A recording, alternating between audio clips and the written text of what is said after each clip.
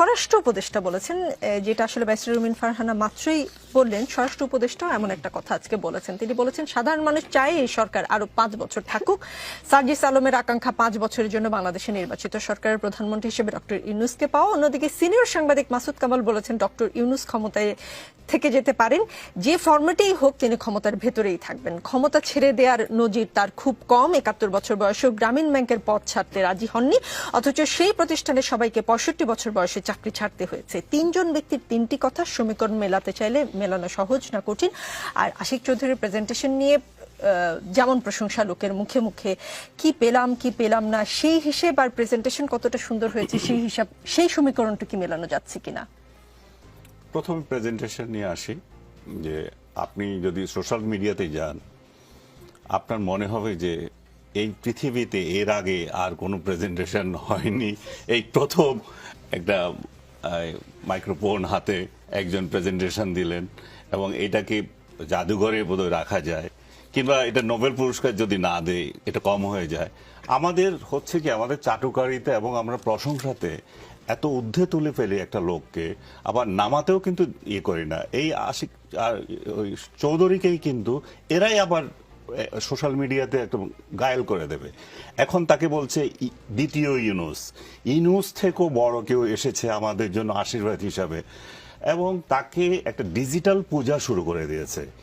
এই যে ভদ্রলোক, উনি যে ওনার একজন ইয়াং পার্সন হিসাবে ওনার যে বায়োডাটা আমি দেখলাম, তাতে এটা আমরা একটু গর্বিত হওয়ার মতো যে একজন বাংলাদেশি ডক্টর ইউনূসের সঙ্গে কাজ করার জন্য এসেছেন। তাকে আমরা কাজের পরিবেশ করে দেব, তাকে আমরা কিভাবে ইনভেস্টমেন্ট আসবে সেই এনভায়রনমেন্ট দেব।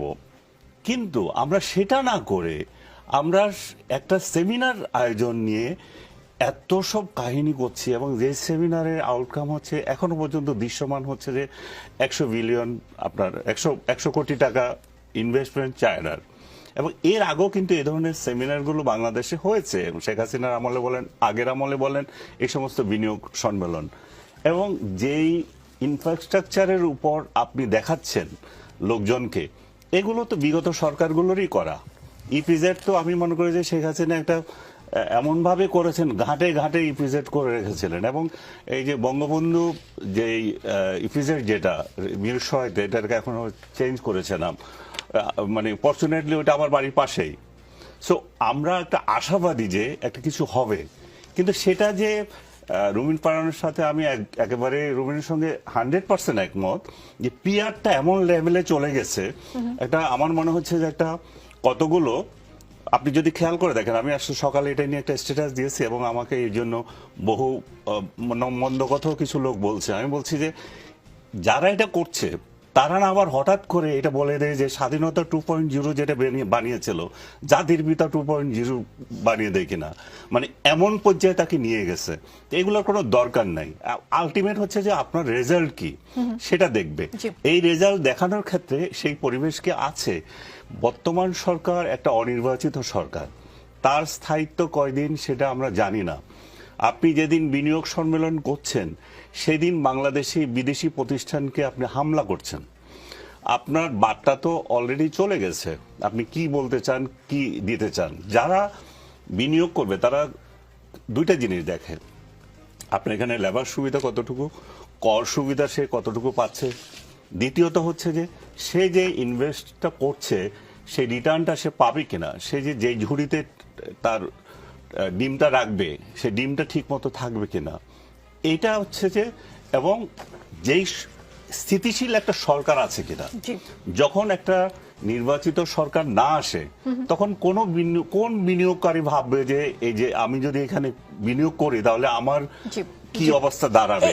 কারণ এই জায়গায় আমি একটা বলছি, আপনার দেশের বিনিয়োগও তো ঠিক নেই। আজকে গত 8 মাস ধরে কোন বড় একটা বিনিয়োগকারী, এই দেশের বিনিয়োগকারী বিনিয়োগ করেছে, কয়টা চাকরি হয়েছে? আমরা যেটা দেখছি চাকরিচ্যুতি হচ্ছে। লোকজন চাকরি হারাচ্ছে একটার পর একটা ইন্ডাস্ট্রি হয়নি। তো আপনি আপনার দেশের লোককে উদ্বুদ্ধ করতে পারছেন না একটা ইন্ডাস্ট্রি দিতে, একটা কারখানা তৈরি করতে, আপনি কি করে আশা করেন যে বাইরের লোক বিনিয়োগ করবে? জি। কিন্তু আমি একটা ভুল বুঝতে পারে লোকজন। জি, শেষ আমি করুন। এই ইনিশিয়েটিভকে ধন্যবাদ জানাই এবং তার নেতৃত্বে হোক এটা চাই, কিন্তু এটাকে গড় পর্যায়ে চলে যাওয়া এবং এই সমস্ত যে প্রোপাগান্ডা চালানো এবং এগুলো ফেক আইডি দিয়ে দিয়ে যে 1 মিনিটের ইয়েতে চলে আসলাম, তারপর এই লোক কোথায় যাবে রে, এই সমস্ত প্রোপাগান্ডাগুলো বন্ধ করতে হবে। জি, কথা বাদ দিয়ে কাজ করতে হবে, তাই তো?